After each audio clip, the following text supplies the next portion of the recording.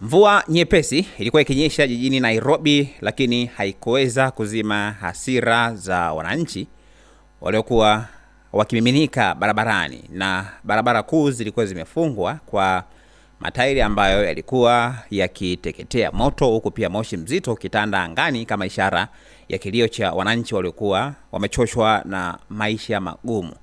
Lakini sababu kubwa ya maandamano hayo ilikuwa ni kupanda kwa bei ya mafuta nchini Kenya.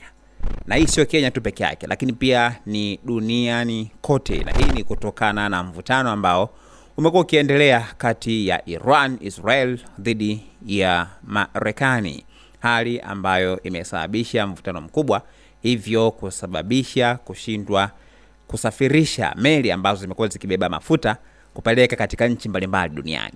Serikali kupitia mamlaka na nishati ilitangaza ongezeko kubwa sana la bei ya petroli na diesel, hatua ambayo ilisababisha gharama za usafirishaji na bidhaa muhimu pia kuweza kupanda kwa kasi kubwa sana.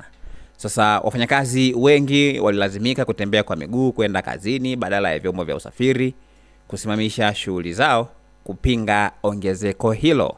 Lakini pia imeshuhudiwa baadhi ya vituo vya mabasi na daladala, madereva pamoja na conductors wakionekana wakiwa wanacheza mpira, lakini pia wakigeuza vituo hivyo kwa ajili ya mbio na kufanya shughuli zingine tofauti na usafirishaji.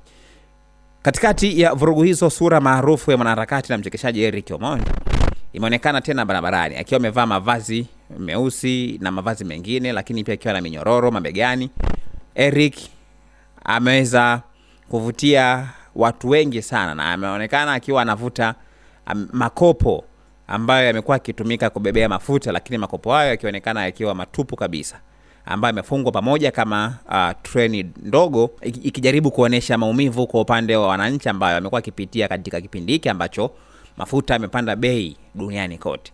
Lakini katika makopo hayo matupu yalikuwa na ujumbe mzito sana kwa viongozi wa nchi, na kwa mujibu wa video ambazo zimekuwa zikisambaa mitandaoni, Eric ananukuliwa akisema kwamba maisha ya wananchi yamekuwa magumu kupita kiasi, mafuta yamepanda bei, lakini pia chakula kimepanda bei, ada za shule pia zimepanda, huku pia wananchi wa kawaida wakizidi kuumia kila siku, huku wakitaka serikali kuweza kuchukua hatua kutokana na kile ambacho kimekuwa kikiendelea.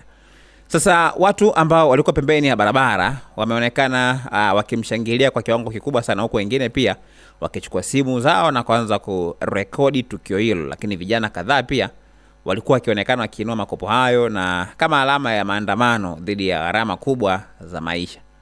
Eric anawataka wananchi kuweza kujitokeza kwa wingi ikiwa serikali pia haitashusha bei ya mafuta.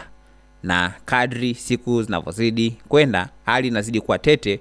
Polisi pia wamekuwa wakionekana wakirusha mabomu ya machozi kuweza kuwatawanya waandamanaji katika baadhi ya maeneo ya Nairobi, huku baadhi ya waandamanaji wakichoma matairi na kufunga barabara kuu ambazo zinaingia jijini Nairobi. Lakini kwa wananchi wengi wa Kenya, maandamano haya sio tu kuhusu mafuta, bali pia ilikuwa kilio dhidi ya ugumu wa maisha uliokuwa ukizidi kuongezeka siku hadi siku.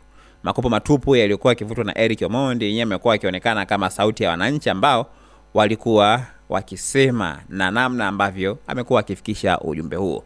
Lakini wananchi hao sasa wameonekana kuzidi wakiandamana katika maeneo mbalimbali, na sasa wameandamana mpaka karibu na eneo la bunge, na wakiwa wanaandamana mpaka kwenye zile ofisi ambazo ni zinamilikiwa na serikali, kwenye zile taasisi mbalimbali za serikali. Kwa hiyo hali imeshuhudiwa hivyo kwa upande wa Kenya, na sababu kubwa kidai kwamba ni kutokana na kupanda kwa bei ya petroli pamoja na diesel. Je, serikali ya Kenya itasema nini kuhusiana na kile ambacho kimekuwa kiendelea?